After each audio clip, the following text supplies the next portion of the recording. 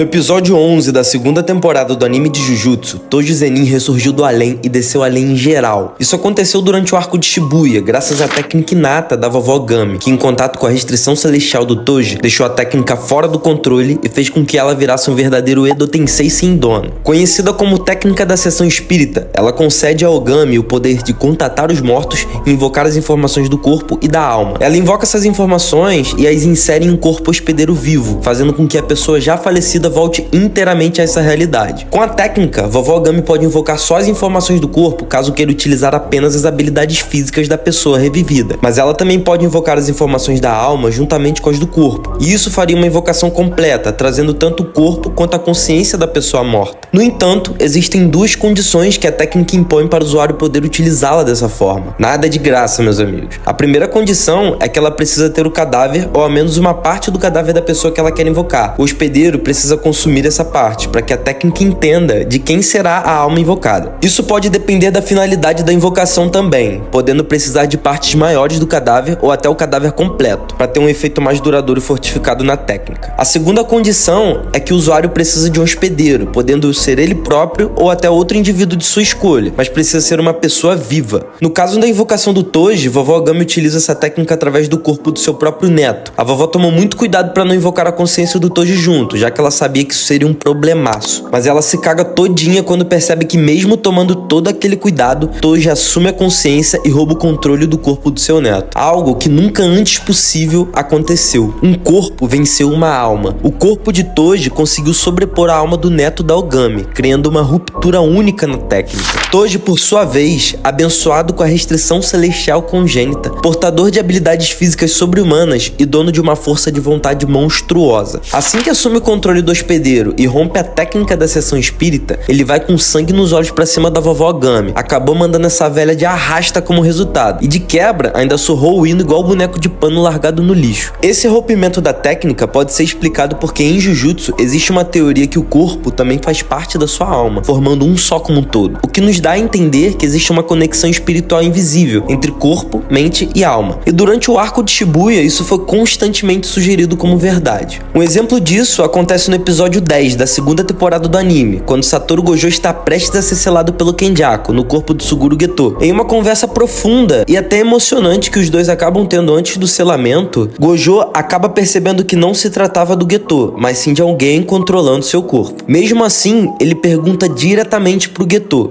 até quando vai deixar ser controlado? Eu acredito que naquele momento Gojo não buscava uma resposta, talvez ele nem soubesse que poderia ser respondido. Porém, mesmo morto há bastante tempo, o corpo de Geto reage inesperadamente fora do controle do seu hospedeiro, o que gera uma curiosidade até no próprio Kenjaku. O corpo do Geto fez sua mão levantar e enforcar a si próprio. O Kenjaku fica muito surpreso com a reação e até questiona o Mahito, que também estava na cena. E nesse questionamento ele fala exatamente sobre a alma fazer parte do corpo como um só, estando ele comprovando isso naquele exato momento. Essa reação do Suguru Geto, sem sua consciência e alma presentes naquele corpo há algum tempo, gera uma confirmação dessa teoria, pelo menos pro Kenjaku. Isso porque a alma e consciência do Geto já não estavam presentes naquele corpo há muito tempo, e não teria outra maneira de explicar o que aconteceu ali, além da conexão existente entre alma e corpo. E é muito interessante a maneira que Kenjaku fica intrigado e teoriza sobre aquilo, já que ele é um feiticeiro milenar, já viu muitas coisas ao longo da sua vida, mas aquilo realmente parecia ser uma novidade para ele. De volta ao Toji, com a sua fatídica restrição celestial congênita, que foi o fator principal que contribuiu com a quebra da técnica da vovó Gami. A restrição celestial congênita é uma limitação rara, imposta ao indivíduo a partir do seu nascimento. Essa restrição gera uma espécie de contrato feito involuntariamente, impondo uma condição negativa em troca de uma positiva no corpo. Existem duas vertentes em que a restrição se manifesta. A primeira é como vemos no Toji e na Maki. O indivíduo nasce sem energia amaldiçoada, zero, absolutamente nada, incapaz de utilizar Jujutsu ou qualquer técnica inata. Em contrapartida, seu corpo é abençoado, condicionado com habilidades sobre-humanas ampliadas. Força, velocidade, agilidade, tudo multiplicado além do alcance do que qualquer ser humano comum. A segunda vertente é como vemos no Kokishimuta, ou como conhecemos, Mekamaru. O indivíduo nasce com uma energia amaldiçoada extensa e ampliada, podendo até armazená-la por anos e até manipular a distância livremente. Em troca, lhe é concedido um corpo fraco demais, com ossos frágeis e mobilidade reduzida. O Kokishmuta era dono de uma energia amaldiçoada absurda, sendo um feiticeiro poderoso do nível 1, mas ele praticamente nasceu faltando alguns pedaços em troca disso. Pra mim não valeria a pena, até porque o cara só pode ficar lutando através de marionete. Mas comenta aí qual restrição congênita vale mais a pena.